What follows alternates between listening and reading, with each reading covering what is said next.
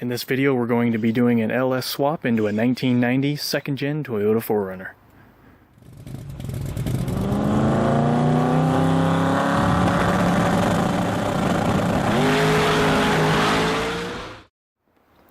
So the first things we need to go over is a little bit of education. Just so everyone is aware, technically speaking, Chevrolet is a French car company. Now, what draws me to this conclusion? Well, if you look it up, you'll be able to see for yourself that Louis Chevrolet was a French race car driver. He partnered with William Durant, who was outed from GM, and the two of them partnered together to create Chevrolet. Well, for one, you're using the French guy's last name, so technically speaking, it's a little more French than American. So if you ever hear me refer to a Chevrolet as being a French vehicle or a French engine or anything like that, now you know why. Technically speaking, it sort of is.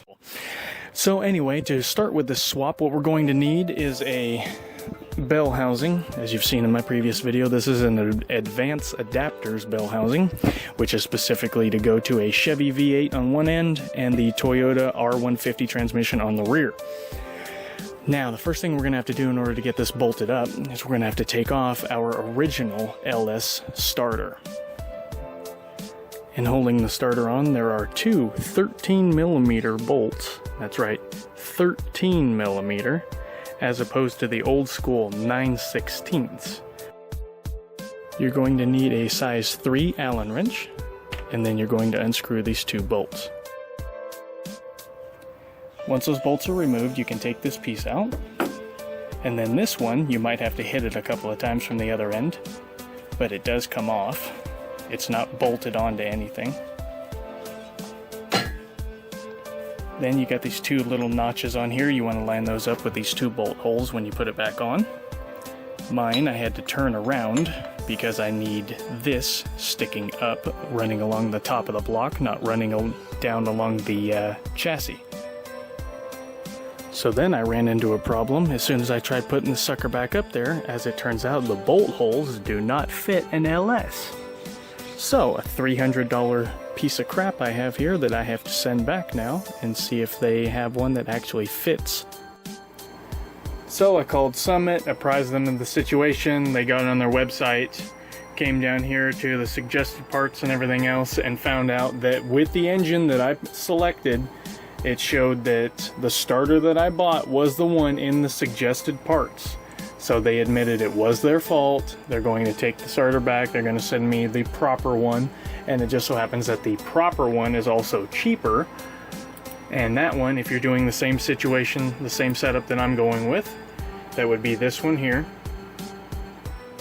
So that brings this build to a screeching halt for the next few days. But anyway, while I'm waiting, I can at least check and make sure that my new bell housing actually fits. Come on. I'm gonna be so pissed if I find out that this don't fit either.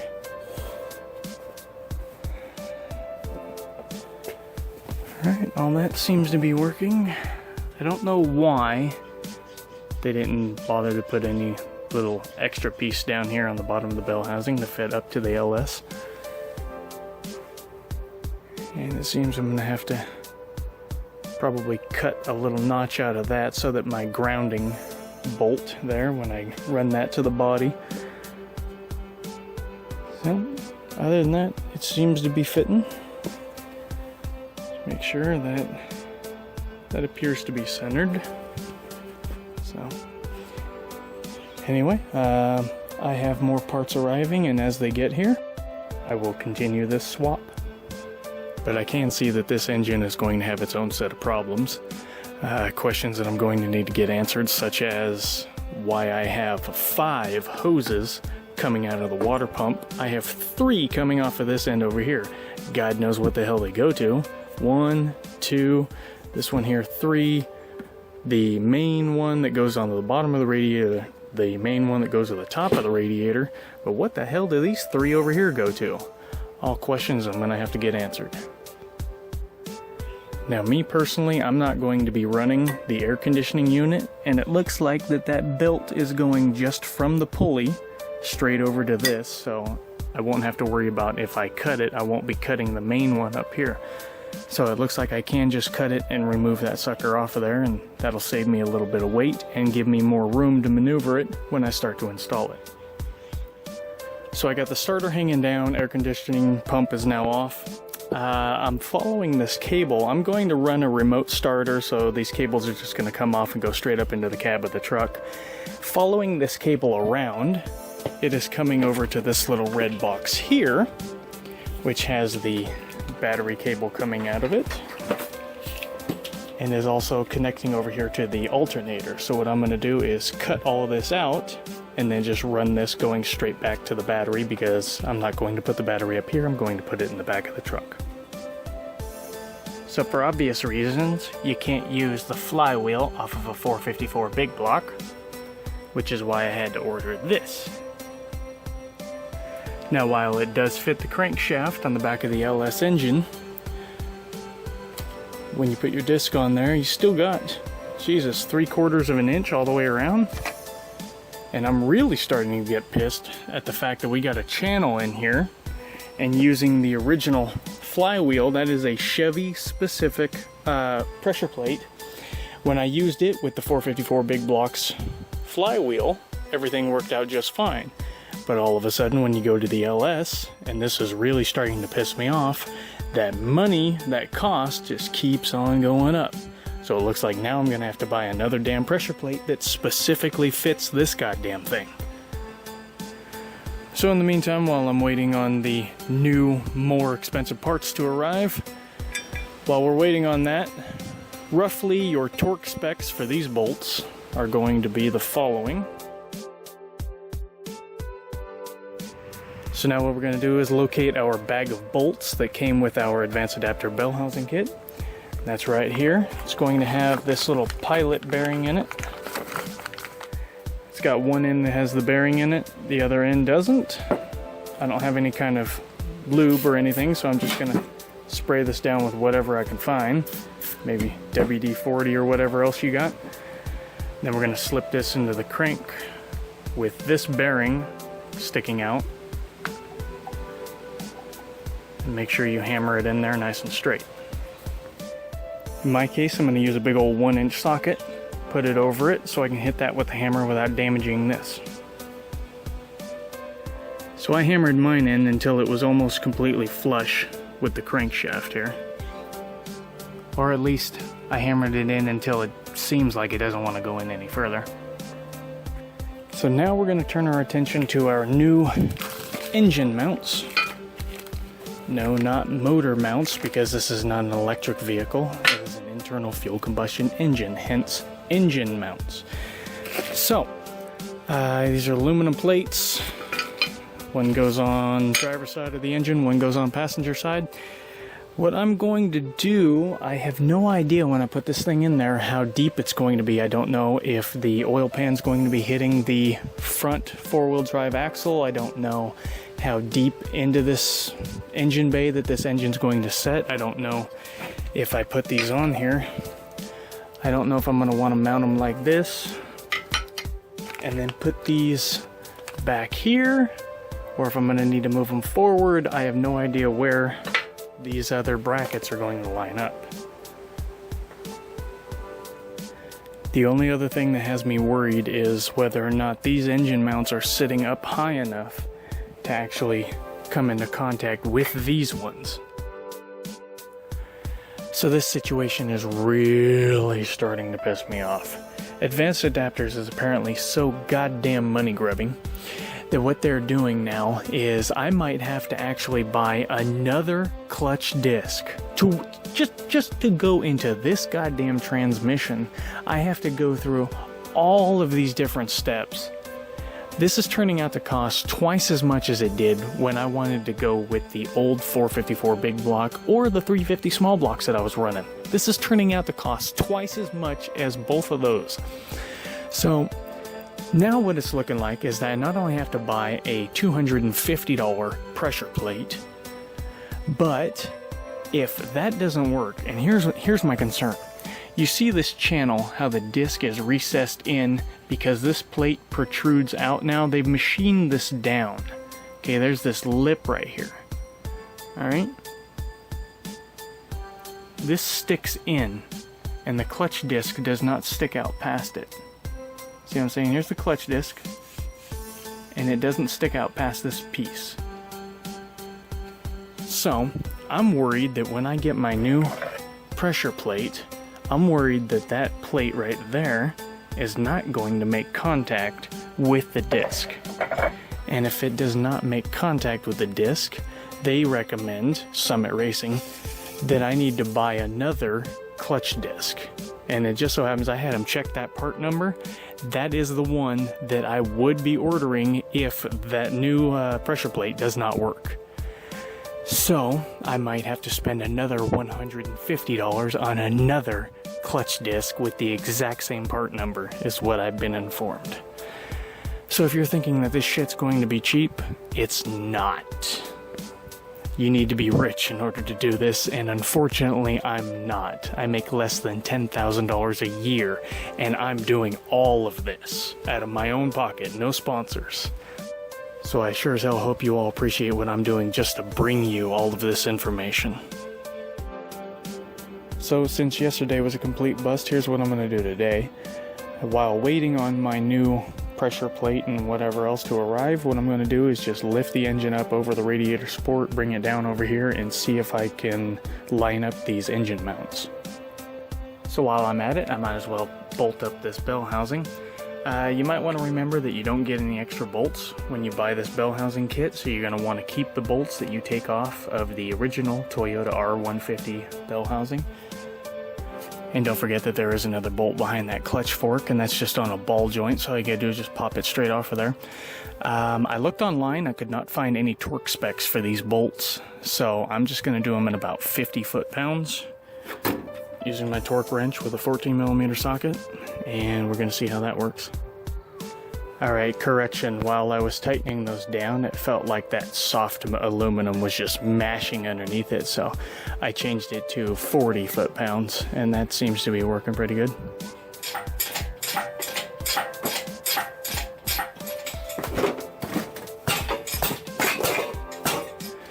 It's almost looking to me like this fan might have to come off. Now supposedly what you do is you get yourself a big wrench and you put it on that nut that's coming out of the back of there. And then what you do is you hit the wrench in a counterclockwise manner, kind of impact wrench style, until it starts to loosen up. Now me personally, I spent all of 5 minutes using that method and it didn't work for shit, so I put a C-clamp on there to hold it in place, and that did the trick.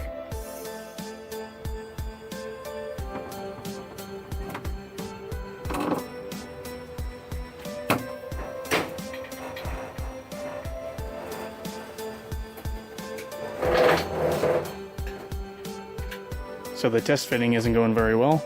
I can see I'm going to have to cut out this little center section of the radiator support, and I'm going to have to take off the exhaust manifold. It's going to be taking up the exact same spot that the steering rod is at.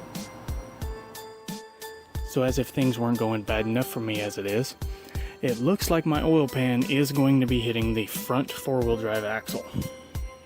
Hooray. How the hell am I going to get around that? A body lift, maybe? That's the only problem, is I don't want this thing lifted. If anything, I want it lowered. That's right, I want the first ever four-wheel drive lowered Toyota truck. So, raising it is pretty much out of the question. Damn. Another option, I could cut out this tunnel and bring the whole transmission up. That looks like it might be the only other option that I have. And even then, I'm gonna have to modify the hood probably to come up over the top of the intake. So as you can see here, I got the jack underneath it, and I'm pushing the transmission up as high as it'll go into the transmission tunnel. and that's still barely going to leave me enough room to bolt everything up. And it's also looking like my engine mounts, since they're as forward as they're going to go, it looks like what I'm going to have to do is swap these plates from the driver's side to the passenger side and vice versa, so that I bring the engine mounts, that's this brass colored looking piece, back more, so that hopefully it lines up with the bracket down here on the chassis. After everything I've gone through so far just to find out that the goddamn thing won't fit because of the oil pan or the engine mounts, maybe. Whew. Here is a prime example of why you should watch these videos all the way to the end before you decide undertaking these tasks yourself. Okay, this flywheel, I was told by Summit Racing that this is the one that I need, this is the one that I want, this is the one I have to get in order to work with my clutch disc, which is the Advanced Adapters approved, which I think is also the Center Force clutch disc. Center Force also sells a pressure plate, which I was told is the only pressure plate that will fit this, and it just so happens that is the wrong damn pressure plate. So that pressure plate has now had to be sent back. This flywheel is also going to have to be sent back. I'm going to my local Chevy dealership to get a pressure plate from, a flywheel from them that is flat. Because look at this, why the hell is there a channel in this damn thing? Your pressure plate goes onto this, your clutch disc is not tall enough to come out and make contact with the pressure plate. Hence, no pressure from the pressure plate. You cannot engage the goddamn clutch. What was the purpose of all of this? Thanks a lot, Summit. Really appreciate it. So, I'm here at my local Chevrolet dealership. Typical French company. I came over here, brought my flex plate, brought my flywheel, brought my clutch disc, brought everything over here. The guy said on the phone that he has what I need in stock. Their computer system clearly states that it is a flywheel. When he went out there and brought it back, he brings me this thin-ass little paper-thin steel disc. It's just a damn flex plate. Okay, I have explained this until I'm blue in the face what the damn difference is between the flex plate and the flywheel, the torque converter, the clutch disc, the pressure plate. Okay, 2 go to the automatic and 3 go to the manual. I mean, it's not fucking rocket science. You either know that or you don't. And if you're watching my videos, you for goddamn sure better know that. So needless to say, for lack of education on somebody's part, probably somewhere in the crossover between the transition between a French car company to an American one, something got lost in translation and somebody decided, hey, if we're going to start selling flywheels, let's call them flex plates. And if we're going to start selling flex plates, let's call them flywheels. Nobody will figure it out, a yuck. And in case you can't tell, I am in no mood for this kind of shit today. I've been stressing out about this build as it is. I don't need anything else compounding more problems for me. So I'm gonna head over to a place this guy recommended to go to. Supposedly he's had a bunch of success with matching up parts. So I'm going to go and see if he has, since that engine I got was out of a 2004 Suburban, it's a truck. This guy supposedly only deals in truck stuff. So hopefully, fingers crossed, hopefully he has what I'm looking for. So guys, here's the update of where we're at. Had to go to the Chevy dealership. They didn't have the part. They didn't have anything even remotely similar. Thank you very much, American education system. But I go all the way over to a junkyard, which is a place the guy at the French car dealership tells me to go to. Apparently, the person that I spoke with didn't inform those people that what engine I needed, what part I needed, nothing like that. Just told me to go on over there and see what they got, I guess, is what the deal was. So I go over there. They got nothing even remotely similar to a damn flywheel to fit this sucker.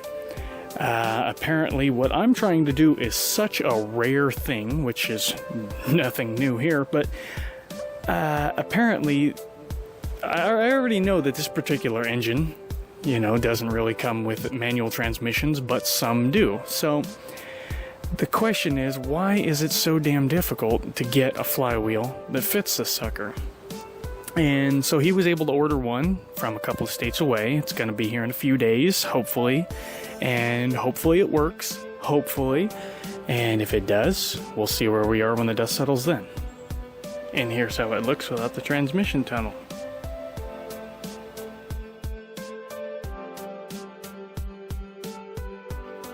So I was hoping this was going to be the easier way of doing things. I had to unbolt the transmission down there from the cross member and bring it up. Now you can almost see that the input shaft of the transmission almost lines up with the crankshaft. So, and even that, you still see there's still a massive gap here, even though we're just barely clearing the axle.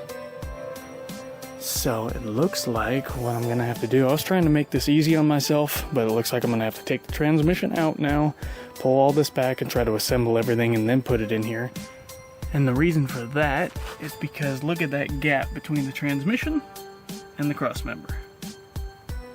I could fit a 4x4 block of wood in there. So this whole thing's gonna have to come out. I'm gonna have to make a whole bunch of room up here on the floor, so it's turning into a real massive project. So an update on everything that's going on. 4 days ago, I ordered the replacement starter because Summit Racing sent me the wrong damn one. And I have called Summit today to check on the tracking status of it. And according to them, not only was it not shipped 4 days ago, it hasn't even been shipped today. So I don't know what the hell their deal is, but this is more quickly becoming less about doing an engine swap and more about putting up with the tolerance of name brand companies and their shitty business plan.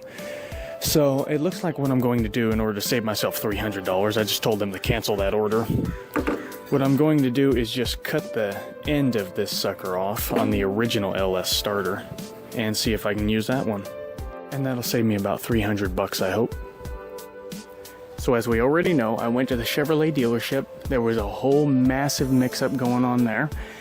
Then that guy told me to go to my local junkyard. I went to my local junkyard. They ordered a new a used flywheel from a few states away. Got here today. I just went and picked it up, and it actually works. It is the same outside diameter as the flex plate is. It has the same number of teeth, 168, has the same inside diameter, the same bolt pattern, and it uses my original advanced adapter clutch that I had when I was using the 454 big block, and it also fits my original pressure plate, which is a Chevrolet specific pressure plate. It has the 6 bolts only. It is a flat flywheel, and it has these 6 bolts going around the outside, so it will fit my original clutch. And that's going to save me hundreds of dollars. All I gotta do is pull out these little pins right here. There's only 2 of them because those won't be compatible, and we're good to go. Finally, after so much hell, things are finally starting to look up.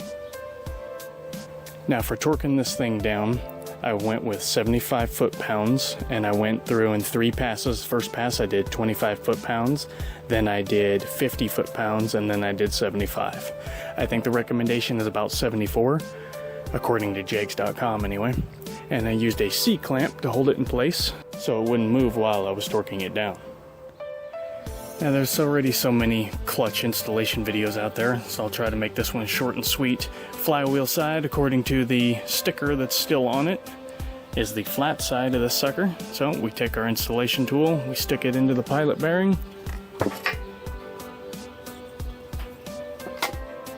and we try to make sure that this disc goes directly in the center of the flywheel. As you tighten these 6 bolts down, you want to try to make sure that this plastic alignment tool stays in the center of these fins. As you can see here, it did shift toward the bottom, so I'm going to loosen those back up and readjust it. The only bad thing about being one of the only people to do this is that when you try to look up an LS engine pressure plate torque specs, you don't really get any information back. So the consensus is the torque converter to the flex plate, that's 44 foot-pounds, but I really need to find out how many foot-pounds these are. even searching around online, you don't get very much information. I'm going to go with 45 foot-pounds. The only issue I'm having at this moment is trying to figure out, do I marry everything together and then slide it all in there and then try to make a raised engine mount and raised transmission mount and everything like that? Because the only issue that I'm having is the front axle is making contact with the oil pan. So they do make some retrofit oil pans, which are a few inches shorter, maybe about that much shorter. But that would only bring it down, 2, maybe 3 inches. And I still think I've got between 6 and 10 inches between engine mount and chassis mount.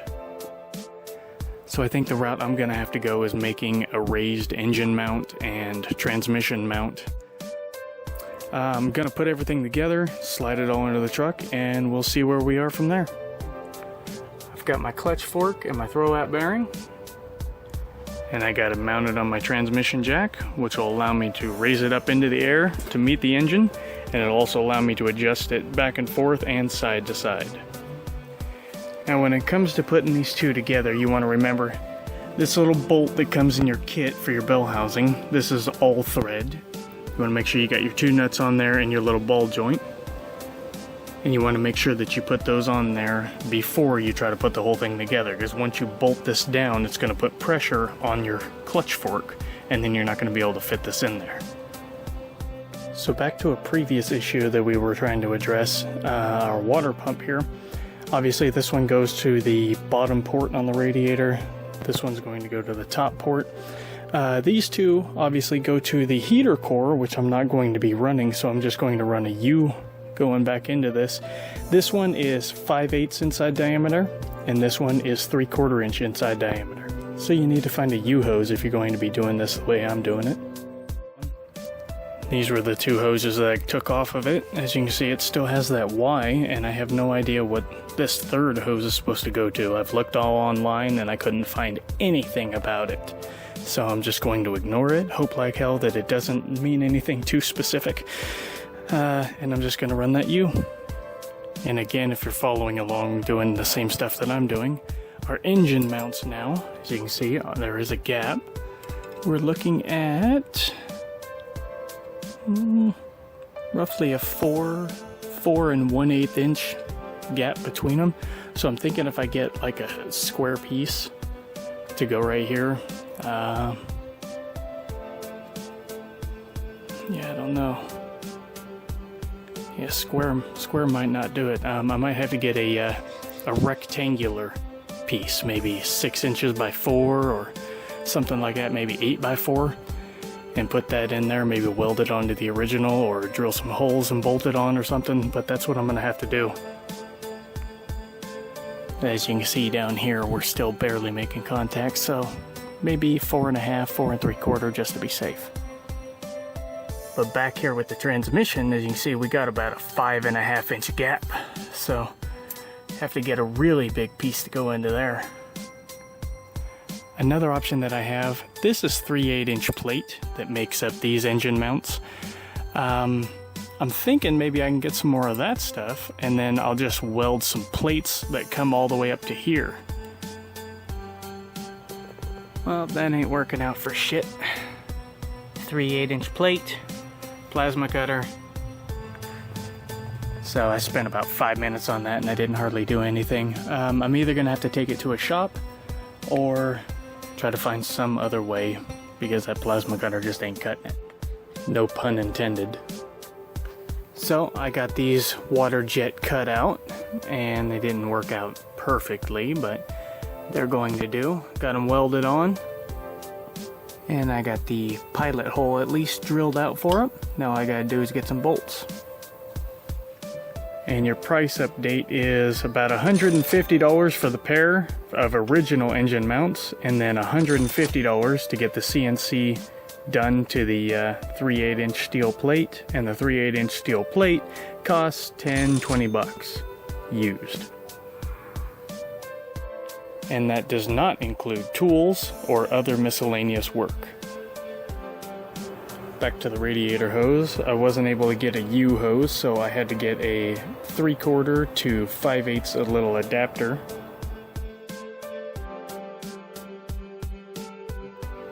I'm going to put in some extra bracing right here, and I'm going to use the original piece that had all those parts cut out of it. I'm going to cut here so that I have this piece, and then I just put that right there. I'm going to do that to each one for extra strength. The transmission mount, however, is going to be a little bit different. I have to cut out a center hole, and because I keep chewing up my hole saws, gone through 2 of them already, I'm going to have to just drill a bunch of holes out and then hope I can hammer that out. And then I still have to drill the 2 bolt holes to actually mount the transmission to. These 3 plates are 3 by 5, and I'm going to make kind of almost an A-frame.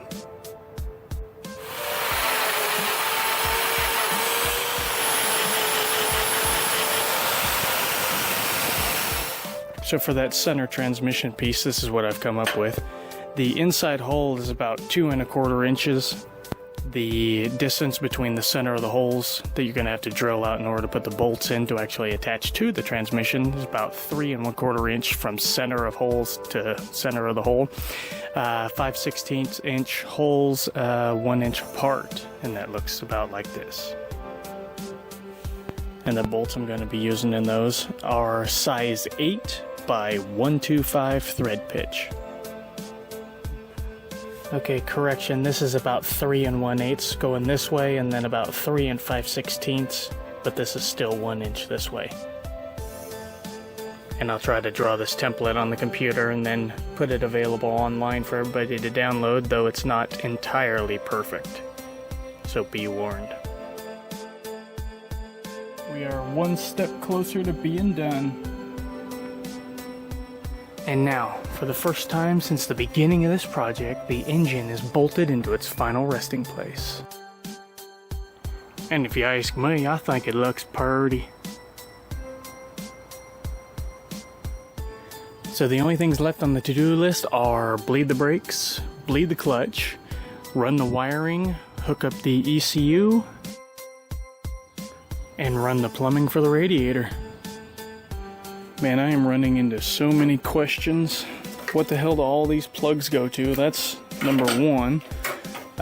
Number 2, my fuel line. Do I only have a fuel inlet line? I don't have a return line. 3, what the hell does this go to? It looks like some kind of a breather or something. Can I connect that directly to the brake booster? Number 4, for my new drive-by wire system, I'm running the wire up through here. What the hell does that wire go to? So many questions and not a single answer, because I am, I believe, the 2nd person in history to ever do this. And it's not like that other guy posted a video like this where you actually answer any damn questions. Well, this has never happened before in the history of anything I've ever built. I've got the drive shaft here, I'm trying to mount it up to the transmission.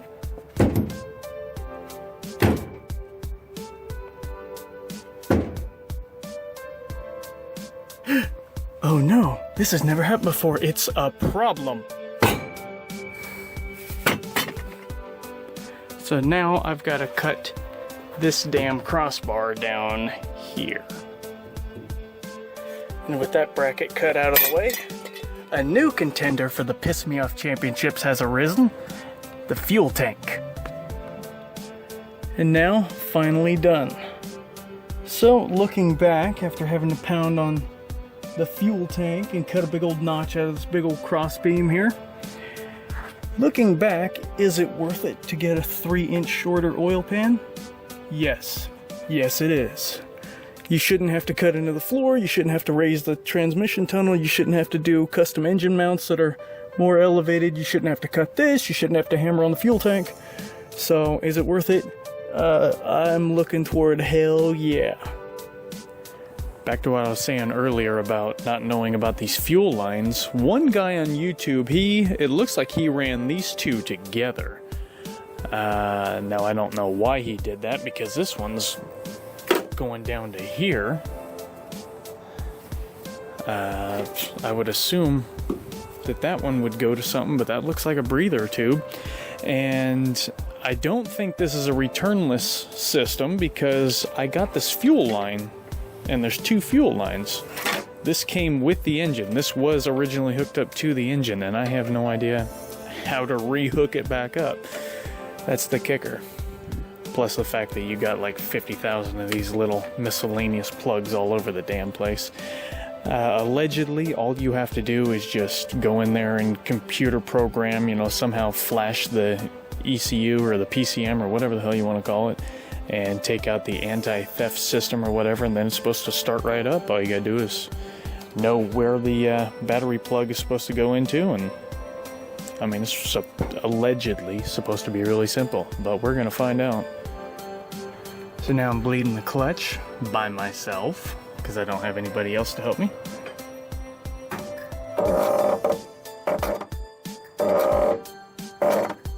Now this is the little control box that came with my drive-by-wire system. This is what plugs into my pedal, my electronic pedal, but what comes out of the other plug?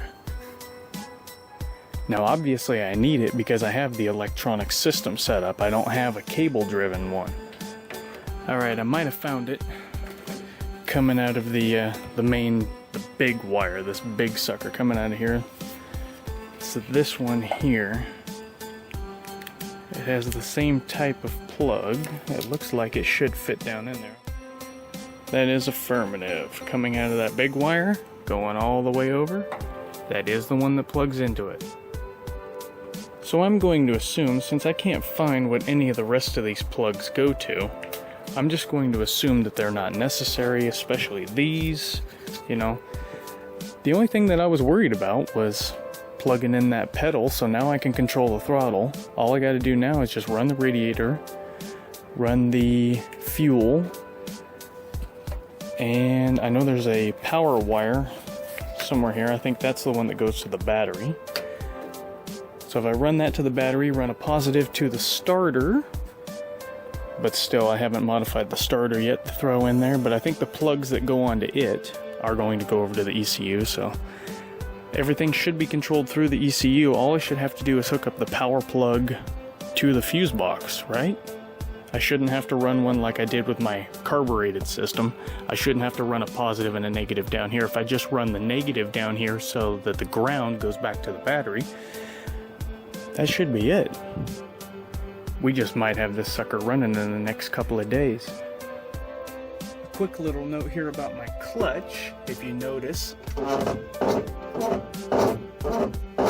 I think that's being caused by the fact that I haven't used that clutch in probably 4 months now. So I think it just needs to be broken back in and get that fluid sloshing around in it and get rid of the any rust that started to accumulate inside of it. See, now on some people's engines, they got the 2 lines. He's got this line going here, which is going down for your breather. He's got that one plastic line that's going down that goes to God knows where. Where the hell is my second line?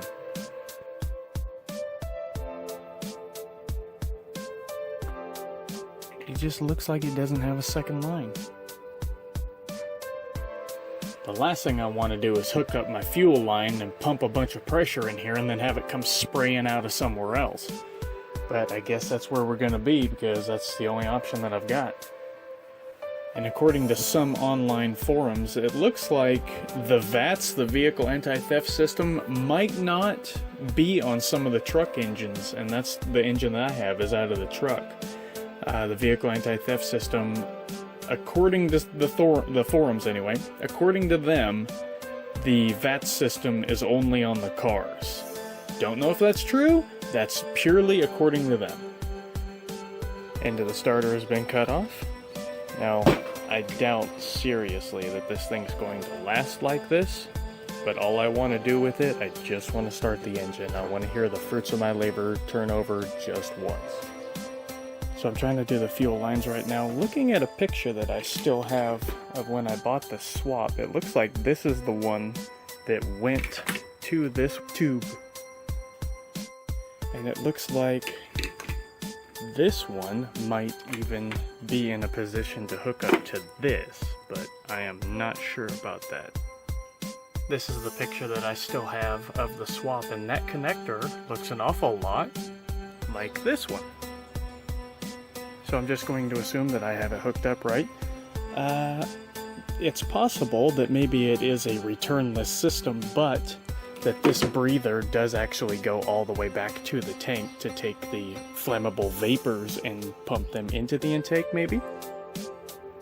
And I think that because I've smelled the inside of this tube and I don't smell gasoline, so it's possible that maybe it was just the vapors coming from the tank, and the safest place for those to bleed off would be going into the intake.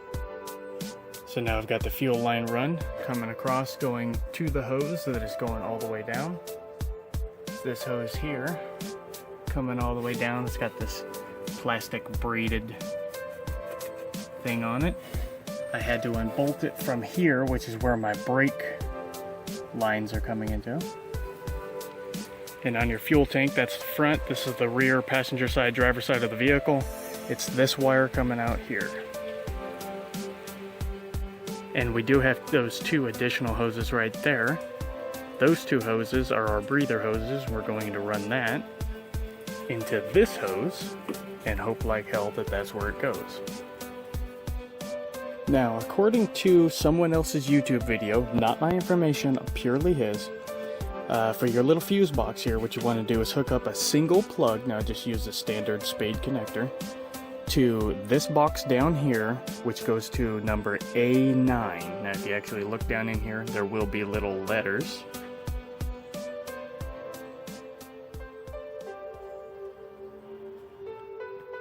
And you want to connect it to A9.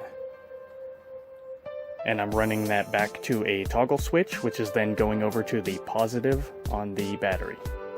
Now, what that's supposed to do is it's supposed to tell all of your little servos and solenoids and whatever the hell else inside the fuse box to actually turn on. You need to run this to the positive, that way it actually powers everything up, but that will give you the control as like the ignition switch or your kill switch or whatever to actually tell everything whether or not to turn on or to turn off. And don't forget about your negative battery cable. Should still be attached to the block. Run that to the negative on the battery. I was finally able to get a heater core delete hose, proper one. Got that off of Amazon. So here goes something. This is my remote starter switch. Got one set up just like he did in that guy's video. Let's see, I'll turn the fuel on. Here we go. Of course, if the battery isn't fully charged, then you ain't gonna do shit. Hooked up a jump box. Here we go. Here we don't. But possibility number two is that since we're having to use the original LS starter, maybe it's digging into the side or whatever of the bell housing. I doubt that's the case. I mean, the Bendix is going to be in the same position no matter what starter I go with, but there might be some problem going on between the starters. But even if that wasn't the issue, I still have to worry about whether or not this still has the VAT system in it, or whether or not it ever did, and what the hell that switch goes to. So I've removed the starter, and I've looked inside there. I don't see any aluminum filings or anything, so it doesn't look like it was digging into the bell housing. I think the issue is that when you try to modify the original LS starter, you take away its structural integrity. See how that's able to bounce around? I think when it's trying to rotate, it's actually pushing this rotor into the sidewall of the starter. So, can't use this, unfortunately. So I'm going to have to spend a couple $100 and try to find a gear-reducted high-torque mini starter that actually fits an LS block. Well, my starter's not here yet, but showing you guys here that I do have the manifold on now, at least on the passenger side. One thing I did notice is that I'm going to have to rerun my fuel lines and my brake lines, get them away from the heat. And as you can see over here on the driver's side of the engine, I did have to get a whole different type of manifold, one that actually curves inward so that it goes around that steering rod. Now, allegedly, according to online sources again, when we come back to our fuse box here, it looks like this guy has, this is the 4th pin down. You want to run that to a 12-volt source, to either your ignition source or a toggle switch or whatever. That's what I'll be doing as a toggle switch. And B11 to a toggle switch. If you want to run your fuel pump off of the fuse block, then you're going to want to go with F1 over here. The World Wide Web, outside of my name of course, anything that has me associated with it, has been absolutely useless when it comes to trying to get any kind of knowledge.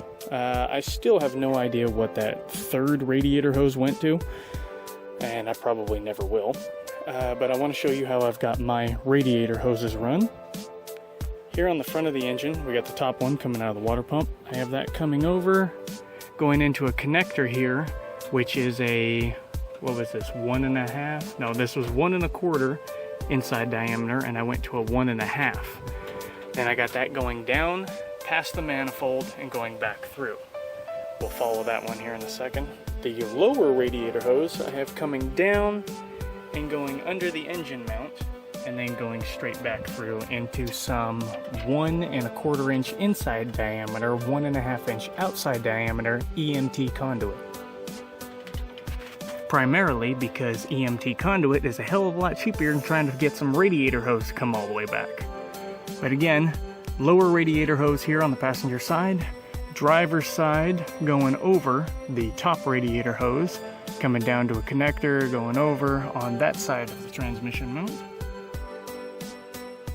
Following the passenger side, coming over, going up under the floor, and going back over there to go up to the radiator.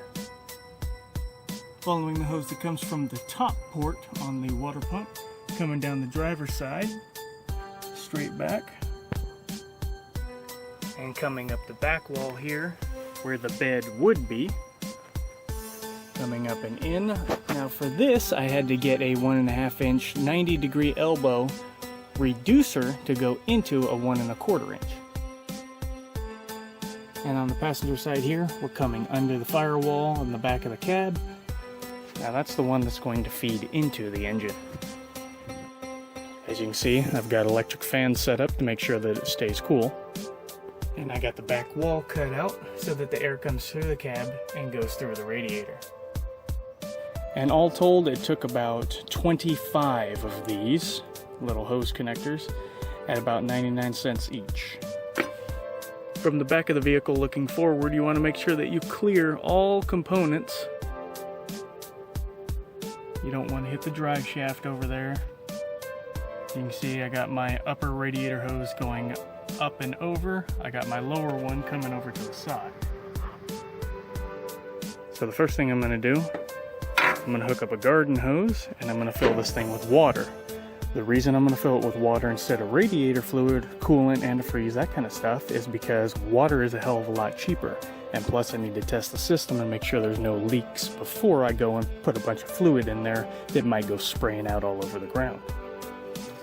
It's a little more work, but it's a lot more worth it.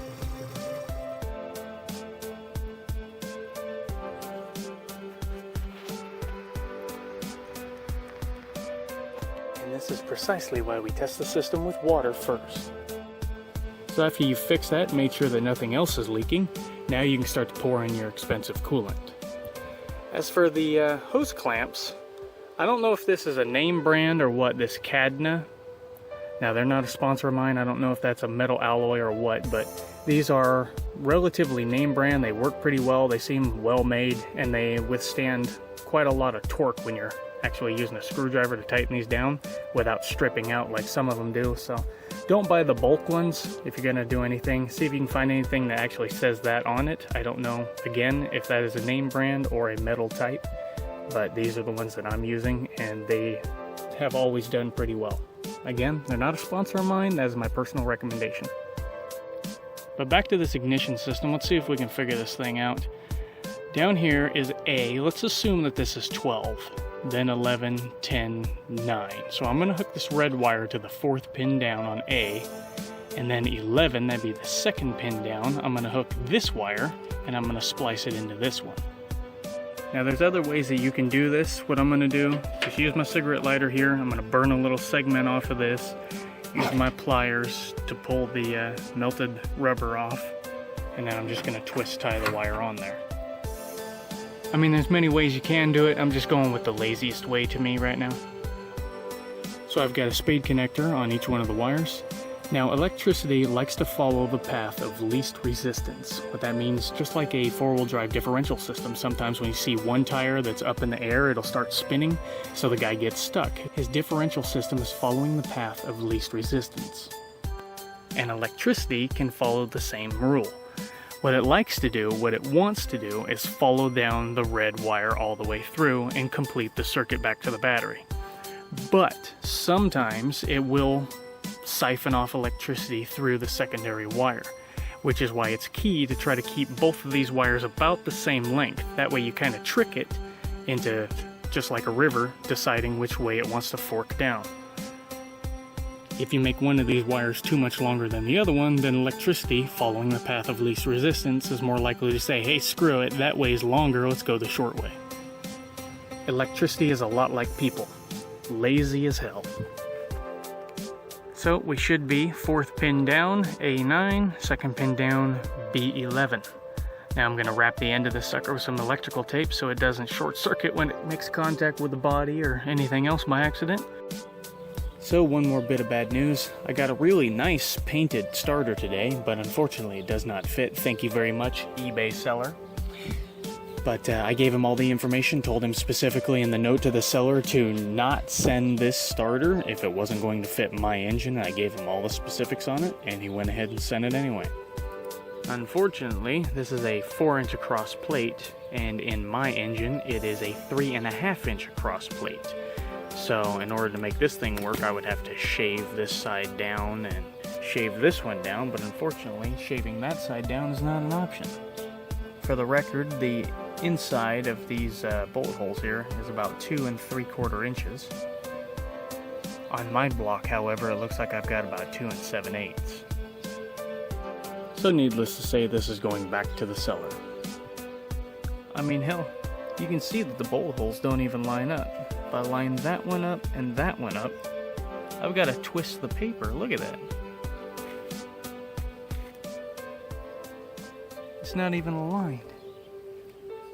Wrong plate, wrong bolt pattern, wrong alignment, so well, that just postponed this build another week.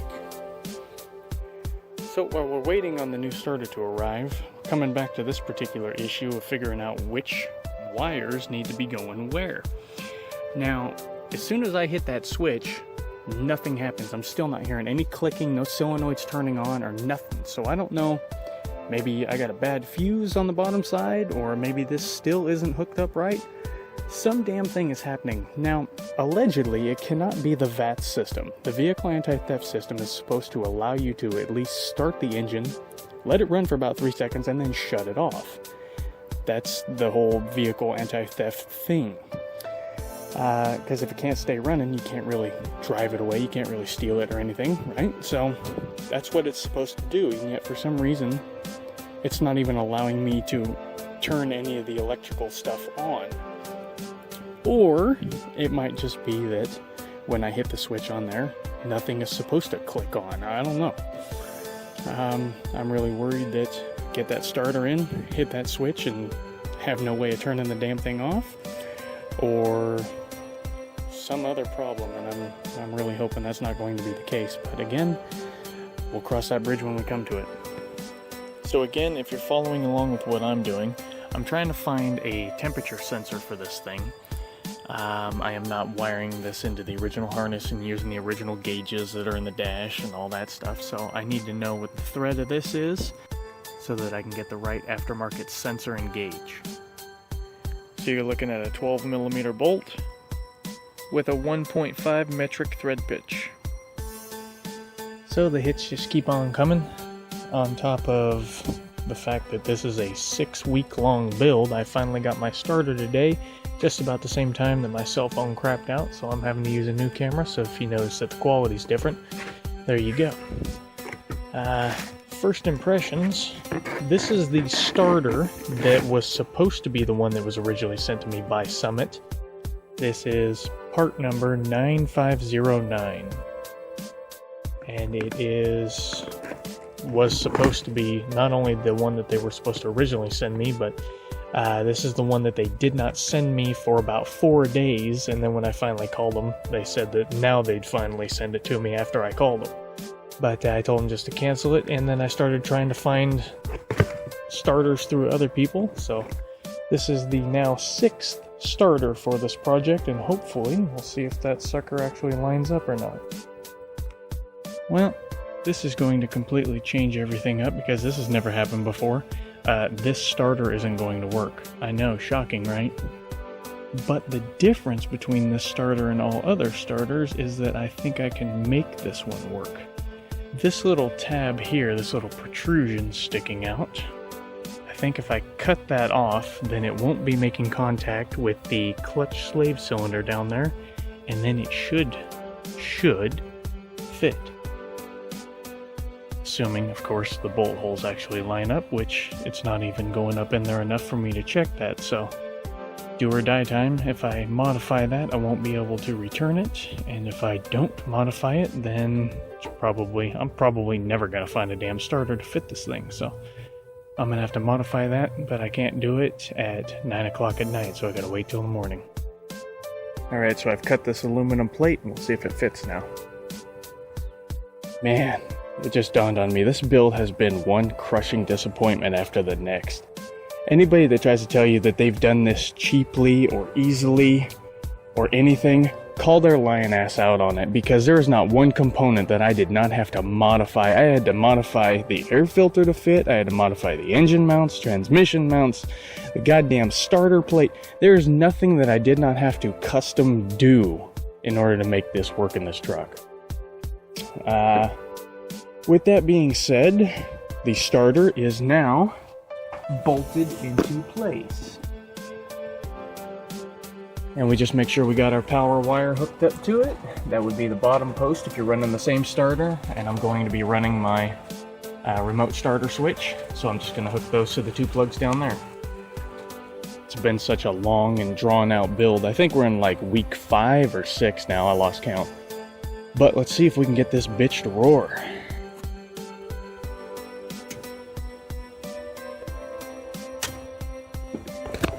Did I not hit that? Oh, now I'm not hearing fuel.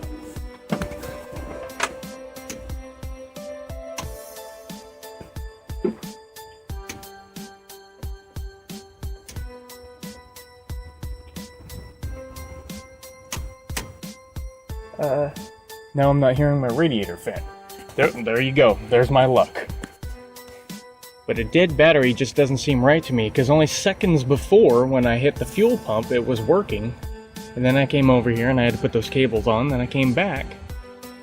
And then the only thing that has me interested is that positive power cable that's going under the block and going all the way over, coming out of this red box here. The only thing about that is that it has this little tab that's folded over, and I think maybe it's contacting the side of the starter, and that would be completing the circuit back through the block, going through the negative cable and all the way back to the battery. I'm wondering if that is siphoning off all of the power and not allowing anything to get to the fuel pump, not allowing anything to jump across to try and start the starter, anything like that. So I'm wondering if that's the issue, and if it is, I'm going to take that off. I'm going to cut that little tab off of there so that I just have a flat connector plate coming out of the positive battery cable. Yeah, it looks like a normal battery cable until... Whoa, what the hell is that thing sticking out of the side of it? I'm going to cut that bitch off.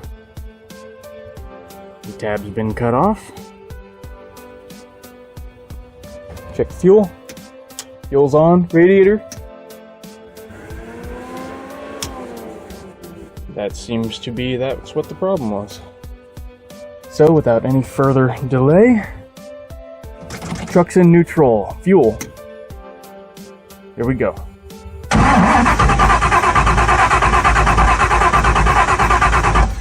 Okay, ignition switch in the other position.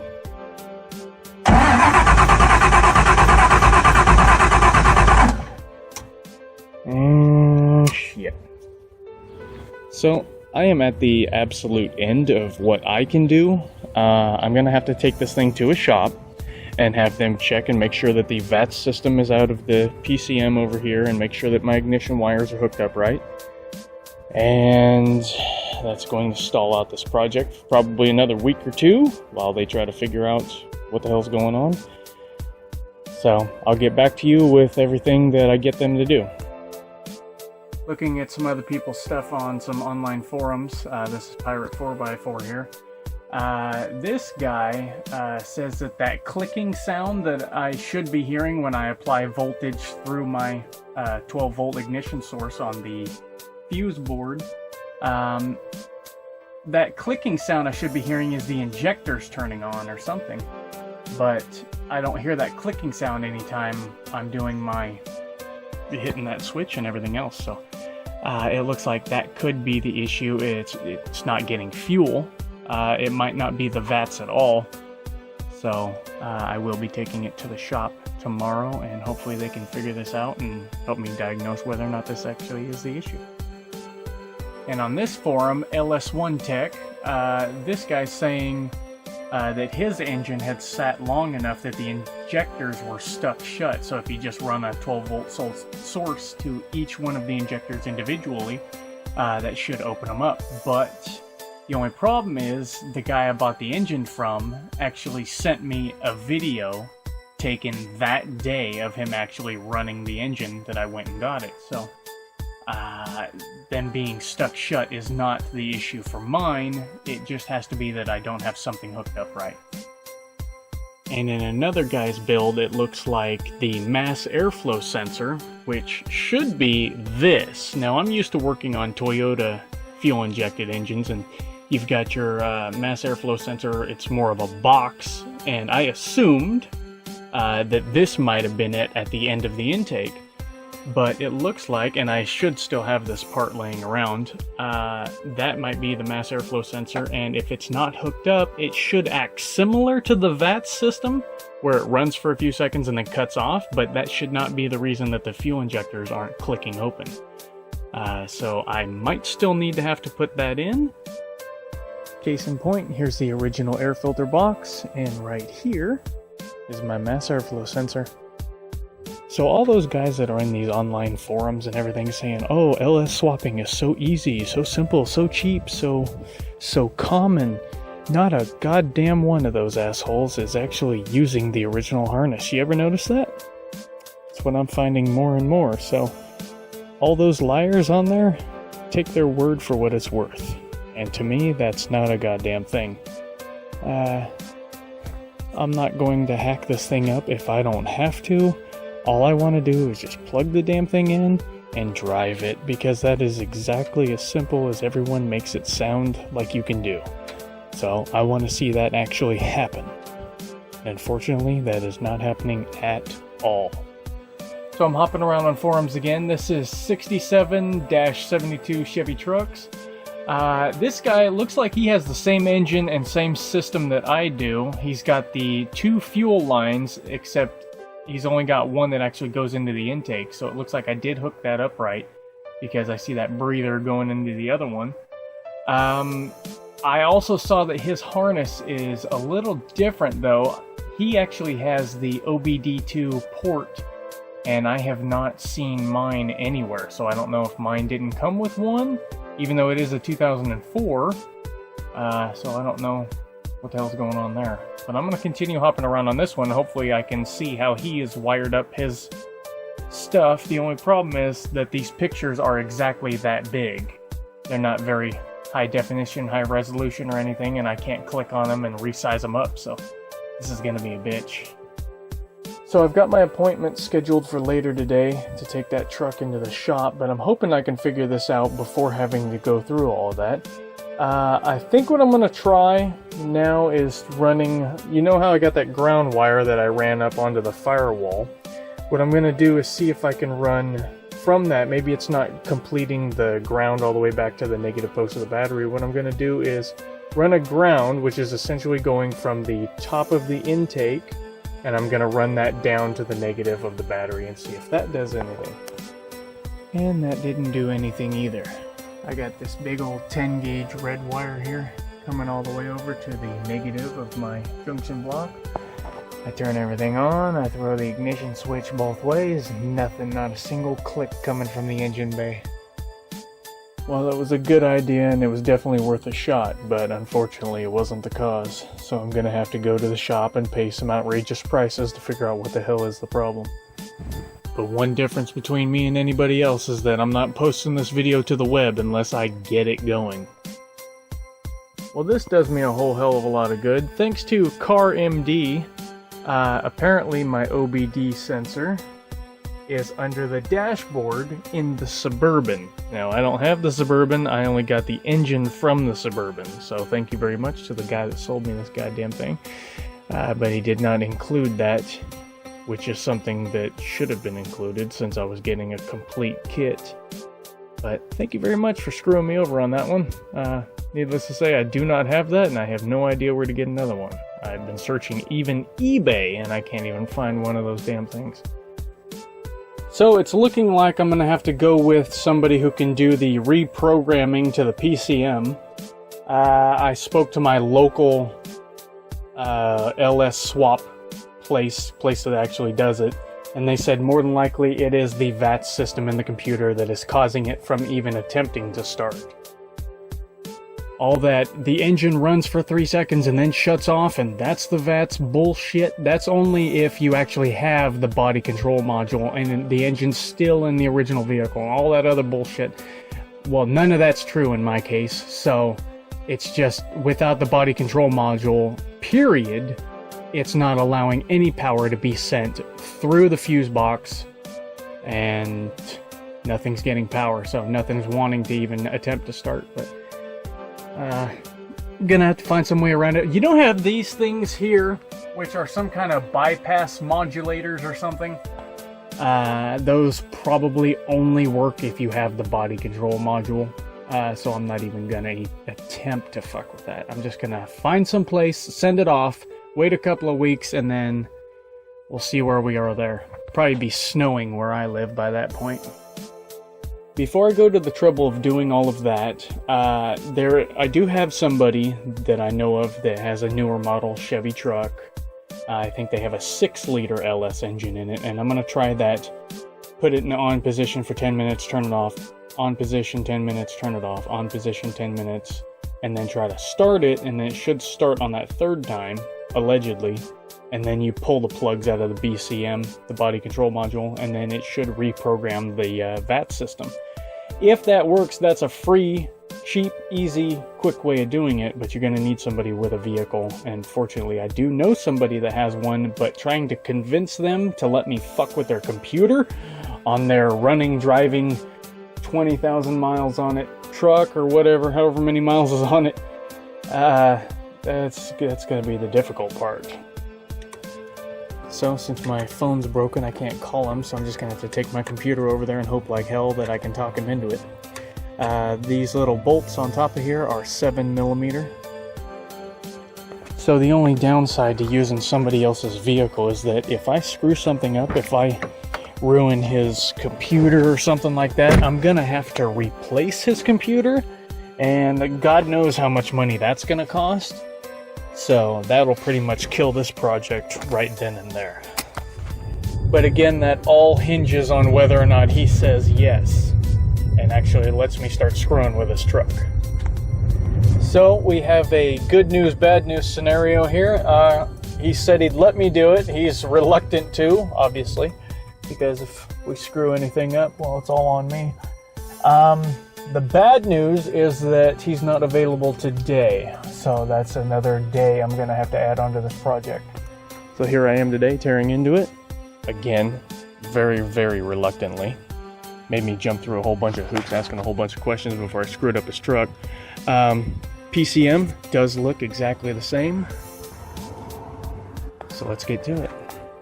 This engine, I mean, all the components on it are almost identical. I found out where that third radiator hose goes to. It goes to your overflow. And don't forget to disconnect your battery cable. And if your vehicle has a car alarm, it's going to want to go off once you start jiggling that thing loose. Now, I've got another cell phone here. I've got the 11-minute. I'm not going to do 10. I want to make sure I do it with enough time. So I'm going to put the key in the on position. We've already tried to start it. No security system comes on. I'm starting. Okay. Oh, wait a minute. We got a little... I'm assuming that means something. This vehicle does have a car alarm, but it doesn't have VATs, I don't think. Now I'm hoping like hell that this works. But the vehicle will not start using my computer. So in theory, this could work. So again, at the end of the 11-minute mark, I'm going to turn the key to the off position.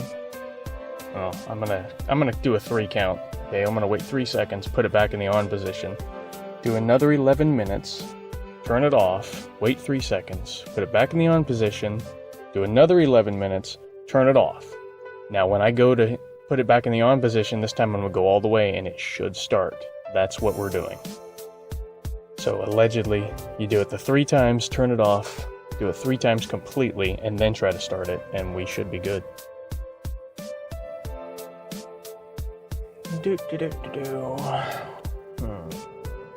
Well, at least it's not raining today.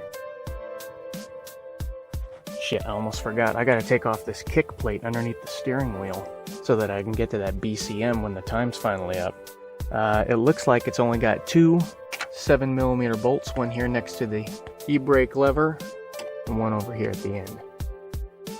Well, so much for that theory. I took out those 2 bolts sitting there, and it looks like I'd have to take this whole front piece off, maybe even the rest of the dash, who the hell knows, in order to get to that stuff. But fortunately, it looks like I can get to them down here, so I can just reach up there and pull those suckers when I need to.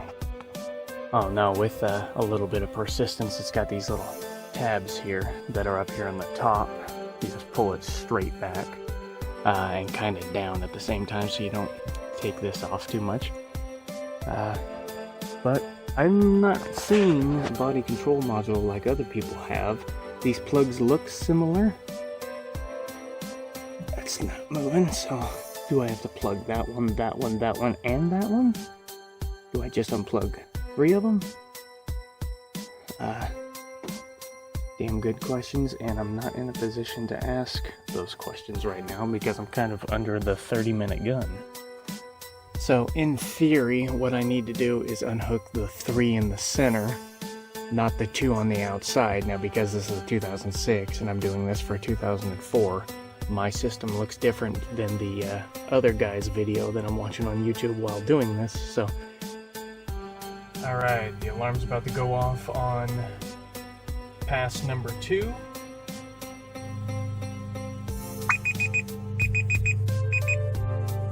Key off. That was another 11 minutes. 1, 2, 3. Key back in the on position. Another 11 minutes. Now I am still worried that one key difference between this, I think it's a Silverado, one key difference between them, not only that mine's an 04 and an 06, the engines are almost identical. He's got the drive-by-wire control module sitting up there, he's got the same plugs, same PCM, same setup, everything is almost identical. But the only thing is that the key that goes to this thing doesn't have a little microchip in the end of it, so that's the only thing. I don't think this truck has a VAT system. I don't think the one that I got my engine out of had a VAT system, but hopefully I can override the BCM because I don't have the body control module, and hopefully that should fix everything. I'm really hoping that the difference between the 5.3 liter, which is what I got, and the 6 liter in this thing, I'm hoping that the PCM can compensate or whatever it needs to do. So I'm hoping that this thing actually does start up. I'm hoping it doesn't fail to start because of that difference between the two. Whoa, the security thing's gone. So I've still got 46 seconds left here. Oh, it might work. It might work. It might work. Oh, I'm getting giddy.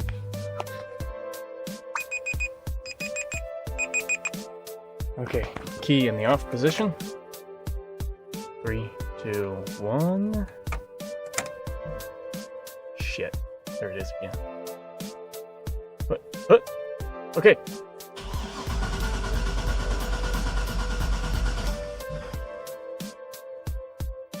Well, shit. Okay, let's try. Pull these two tabs together. Alright, I got them out. You have to pull this this gray one in this direction so that it lifts the end of that tab up. And then just pull it out. Let's see what happens now. Come on, fingers crossed.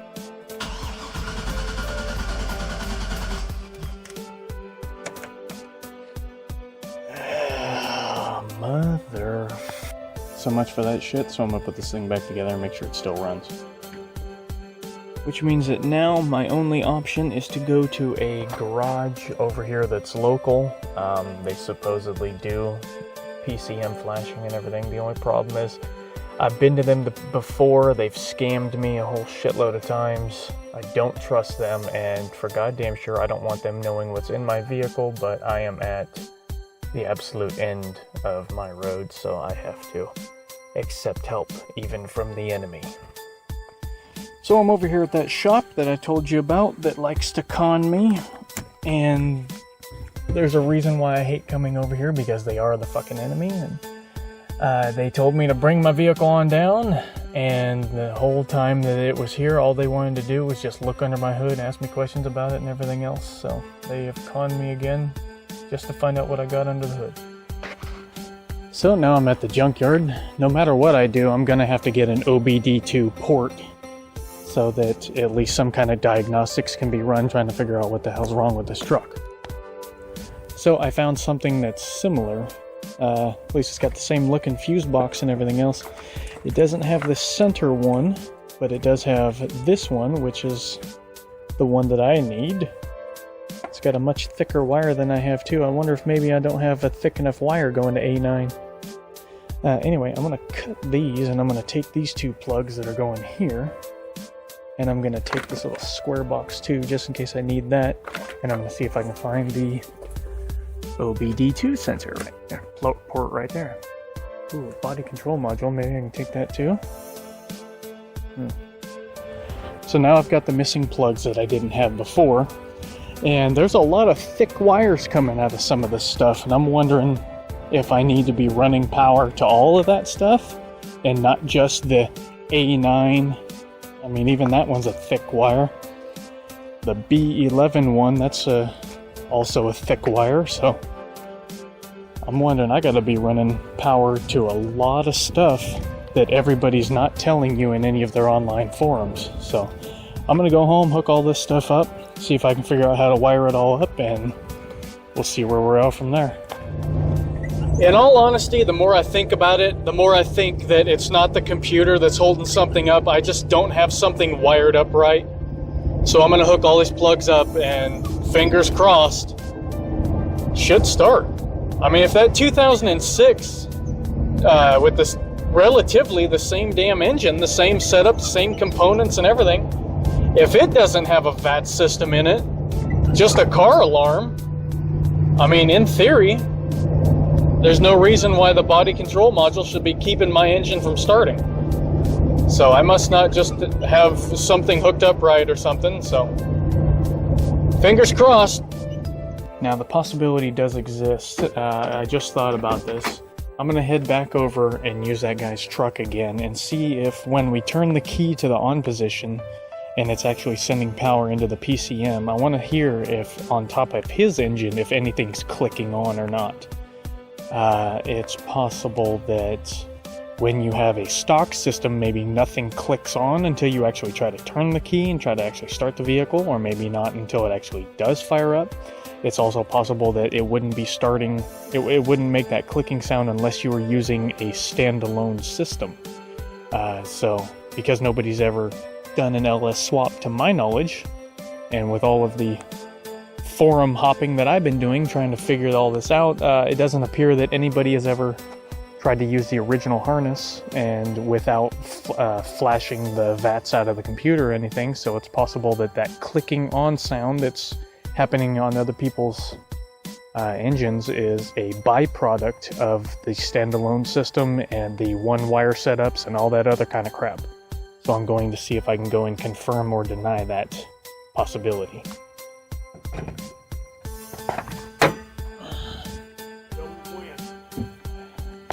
Okay, just move it to the one click forward. Yep. Okay, put it in on position, one more click, without turning it over.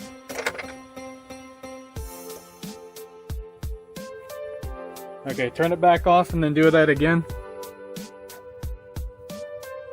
All the way off.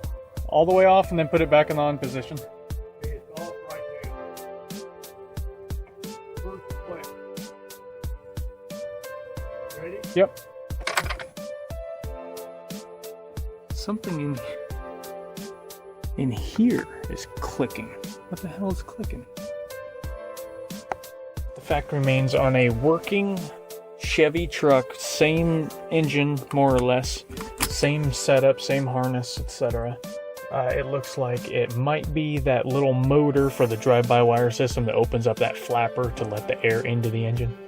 So if that is the case, damn, that means that there's something in my computer that is not hooked up right. Because his computer works good and it clicks that thing open, but for some reason mine just doesn't. So that guy, that YouTube, A Gearhead for Life, that was the video that I was watching where everything, you hear all this clicking and stuff happening on top, and he's saying that it was the fuel solenoids and your injectors clicking and stuff like that. Now it's got to be that motor inside the intake just opening up just a little bit, let some air in or something like that.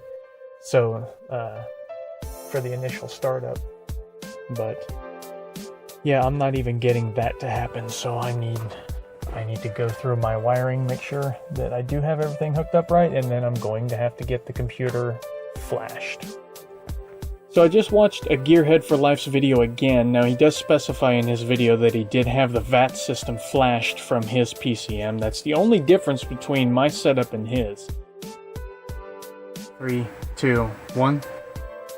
So apart from that, the fact that he had his VATs flashed out of his computer, he has this vacuum port on the back of the intake plugged off. Now that's where I need to send my brake booster to, because that's going to be drawing a vacuum.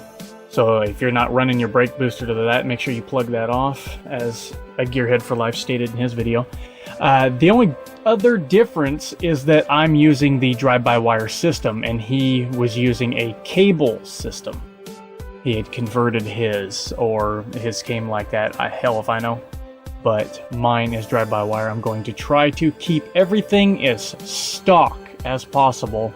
I don't want to do what everybody else has been doing. I want to see if I can do it using all the original plugs and ports and parts that come with the LS swap.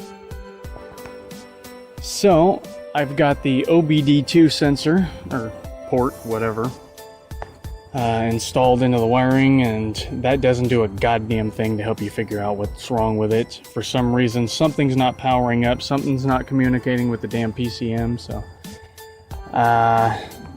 basically, nobody tries to use the original harness. I tried to show you how to do it. You know, I've spent thousands and thousands and thousands of dollars on this project. Right now, I'm closing in on $6,500. I am completely out of money. I cannot finish this project, and I do not want to post this video unless I do. I want to hear this son of a bitch run somehow, but So this project might get stalled out for 6 months so that I can save up the $800 it's going to take to send this harness off and the PCM to somebody else so that they can reflash all this crap and strip down the wiring to its bare essentials and all that other crap. So you can't reflash the PCM unless everything else is working right. Or some goddamn thing, according to the tuner that I went to. So, and apparently they make a living out of tuning cars. I don't know how the hell they're managing to do that, but this doesn't work, plain and simple. So I'm going to strip all this shit out and send it off and let someone else screw with it. Plain and simple, I have everything hooked up right, and something is not working. Some damn thing is just not doing its job. Now, I'm thinking it has to be the damn computer because everything is hooked up right. I have gone over the wiring 1,000 times. All that shit is working. So, I don't know. I don't know what to tell you. Gearhead for life, according to him, all you need is a flashed computer and exactly what you see here. And I can't get the computer flashed with exactly what you see here. So, I don't know how he flashed his computer. I don't know if maybe... According to the tuner that I was speaking to, he was saying that all you got to do is hook whatever isn't hooked up right properly so that he can retune it using the OBD2 sensor, or reflash it, but something isn't hooked up right so that he can communicate using his diagnostic tool with the PCM. So I don't know if I can send this off to somebody and have them do it. Christ.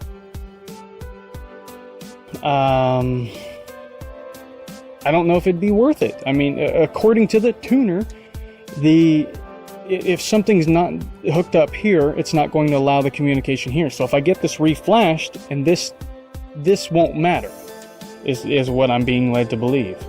So there's no point in just sending the PCM off to somebody to have it reflashed if this isn't done right. So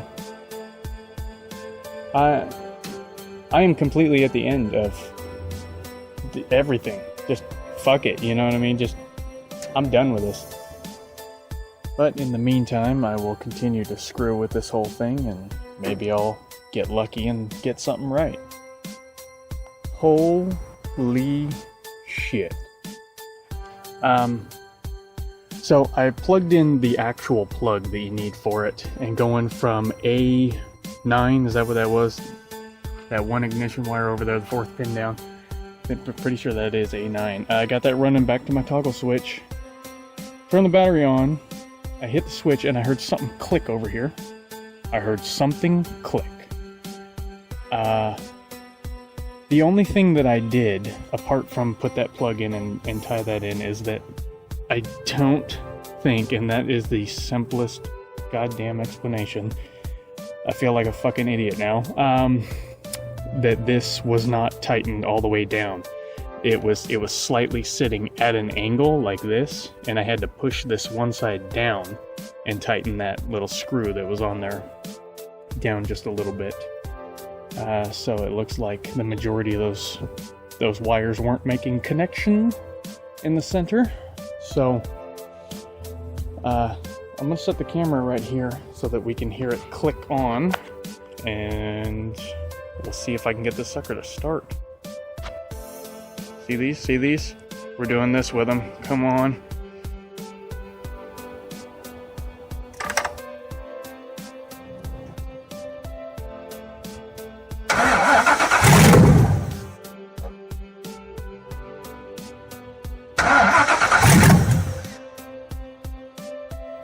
And the worst part about it, it is the weekend and my tuner isn't going to be back in the shop for 3 more days. Don't you just love how good my luck is? Alright, so I got my laptop set up. I bought an OBD2 scanner, little reader tool. Got this software here. I'm going to try to connect it to my vehicle.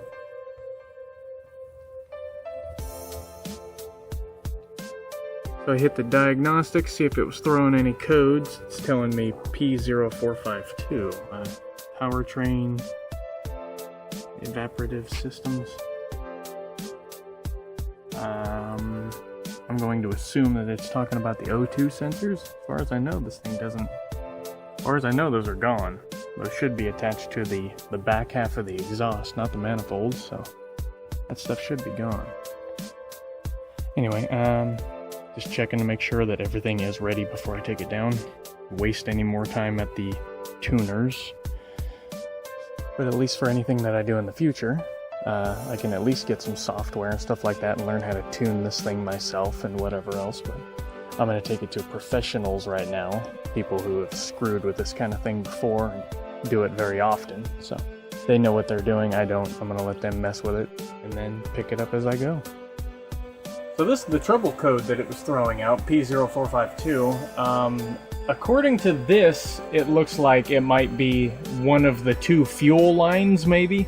Like that breather one that goes back into the intake. That might be what's throwing the trouble code, because it's sensing that I'm using my Toyota fuel tank instead of the Chevy one. It might be sensing that my fuel pump is designed to pressurize a V6 engine and not a V8. So I don't know, it could be any number of things, but maybe my tuner can figure it out. So I just got back from the shop, had my tuner go through and wipe out the VAT system and everything.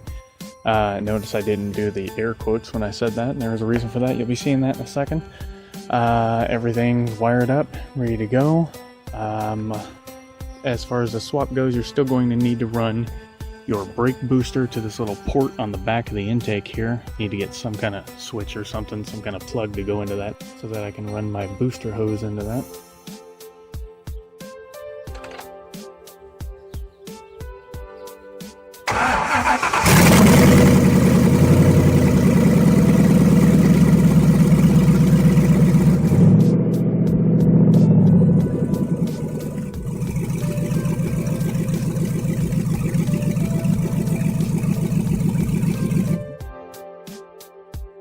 So with all of that, there you have it, an LS swapped Toyota 4Runner chassis.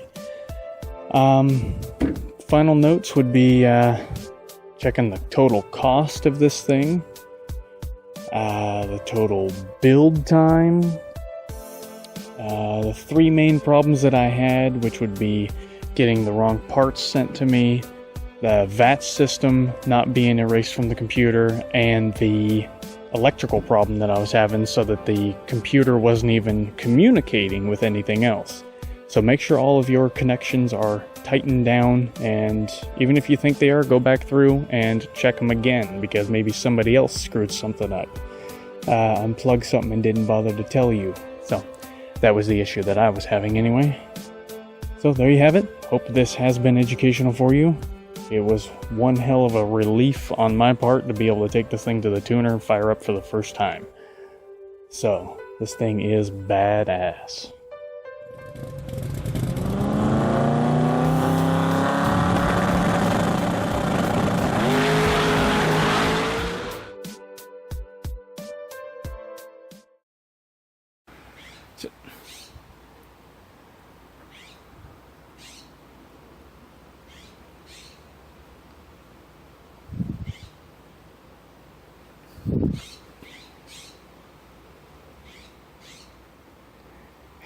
Fucking birds.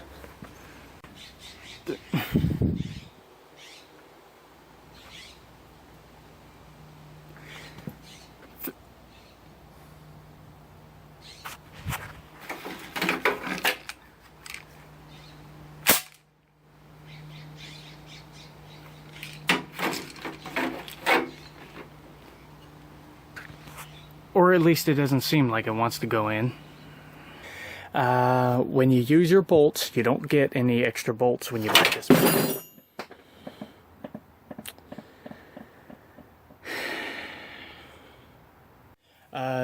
I looked online, I could not find any torque specs for those bolts, so I'm just going to do them at about... Let's see, I'm gonna have to shoot some more fucking birds. Alright, you dirty little pricks. Where are you? Huh? Where are you?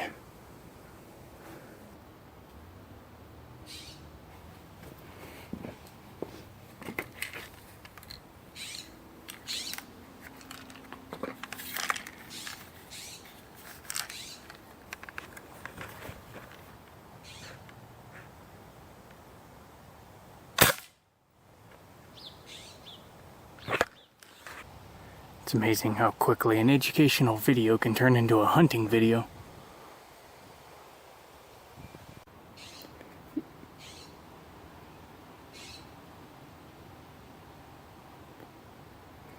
But fucking birds. But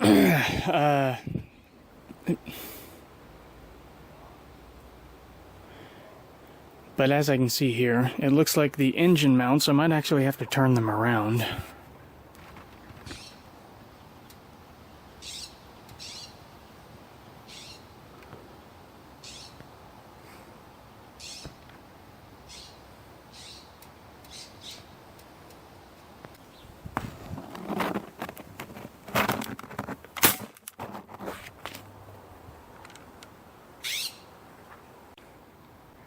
Dirty little pricks, ruined my YouTube video with your squawking.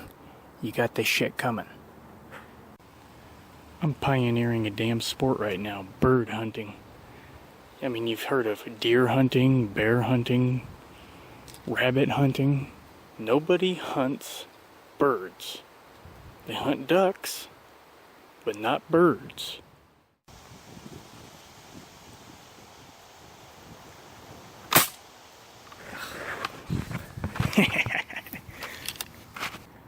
And that'll save me about $300, I hope. Okay, correction. This is 3-in-1.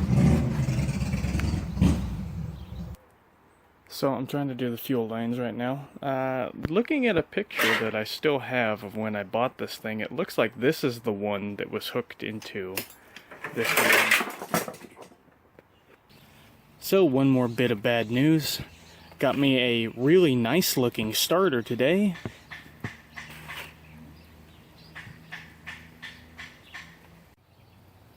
Three, two, 1. Are you fucking kidding me, dude?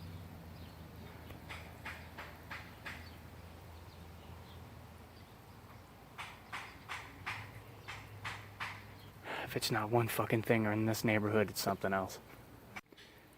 3, 2, 1.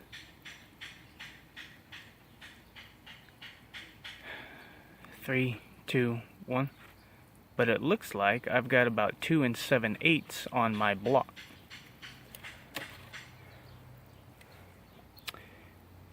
Three, 2, 1. But it looks like I've got about 2 7/8 on. Are you fucking for real, dude?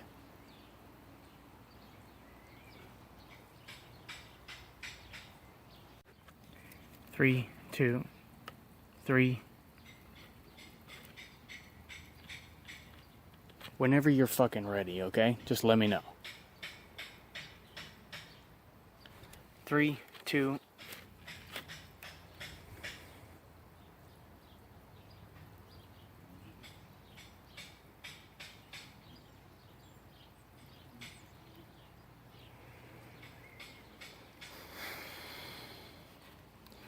Three, 2. Now that's the kind of shit that's fucking up our country right there. I'm trying to make an educational video here for the benefit of everyone, and then you got people like that trying to stop it. Way to be American, dude.